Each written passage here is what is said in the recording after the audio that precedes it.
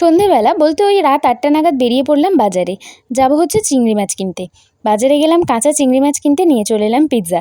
So hello everyone, welcome to my another video. গেছিলাম চিংড়ি মাছ কিনতে, তো একদম ছোটো ছোটো চিংড়ি মাছ, ওইটা দিয়ে হতো না। আমি বানাতাম হচ্ছে গোল্ডেন ফ্রাইড প্রন। একটু বড় বড় চিংড়ি মাছ লাগতো, ছিল না চিংড়ি মাছ। তো আমি আর ভাই চলে এলাম এই দোকানটাতে। ফার্স্টে যে দোকানটাতে গেলাম ওখান থেকে নিলাম চিকেন 65 আমার আর ভাইয়ের জন্য, আর মা যেহেতু চিকেন খায় না, এই দাদাটার দোকান থেকে নিয়ে নিচ্ছি ভেজ পিৎজা।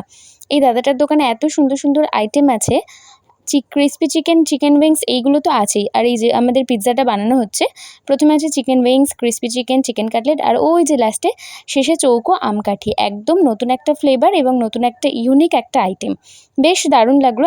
দুটো নিয়েছিলাম এটা। এই দোকানের ডিটেলটা আপনারা যদি জানতে চান আমাকে কমেন্টে জানাবেন, আমি বলে দেবো। আমার ছোট্ট এই মিনি ব্লগটা কেমন লাগলো অবশ্যই কমেন্ট করে জানাবেন। আমার পাশে থাকার জন্য অসংখ্য ধন্যবাদ। আমার ভিডিওগুলো ভালো লাগলে অবশ্যই লাইক, শেয়ার, সাবস্ক্রাইব করে পাশে থাকবেন।